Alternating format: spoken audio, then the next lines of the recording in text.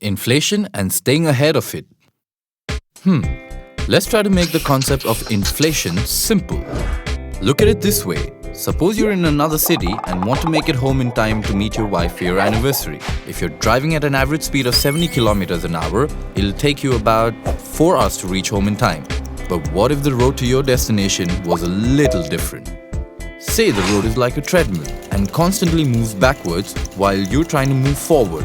If the road is moving backwards at a speed of 10 kilometers an hour and you still want to reach in 4 hours, you're going to have to drive faster, or you're not going to be able to surprise your wife in time. The world of investment is like the combination of the road and the treadmill. How's that?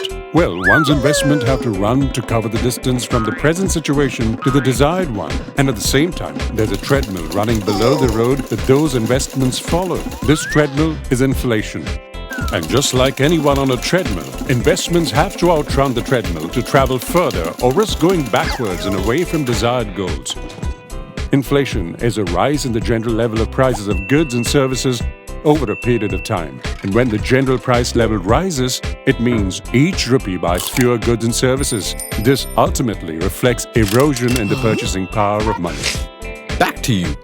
Assume the current rate of inflation is 10% per annum. This means that what you could have bought for rupees 10,000 last year costs more this year. But suppose you decided not to spend the money last year and instead invested in somewhere that gave you a return of 9% per annum. Today, that rupees 10,000 would have matured to rupees 10,900. But thanks to the effect of inflation, you have fallen short of rupees 100. You may have been in this situation before, but most of us don't even notice it. This may not seem like a huge amount, but if investments are constantly unable to keep pace with inflation over time, the results could be devastating. Assuming the same rate of inflation and return in 10 years, you will have only rupees 23,674, when what you need is actually rupees 25,937, meaning the shortfall is now rupees 2,263. And unfortunately, the gap continues to increase over time, even exceeding the original amount invested. That's huge. Imagine if the returns on your investments can't even keep up with the rise in grocery prices. Now you're panicking and wondering how you can ever protect yourself against inflation. Is that even possible? Should you buy everything you may need in the future now, so you don't pay higher for it later? Bad idea. You could buy and store silver and gold, but not food, not healthcare, or education. Those can't be stored. The solution? Wait for it. Is investing. Pretty obvious, huh? But it's true. By investing regularly and wisely, one can stay ahead of inflation.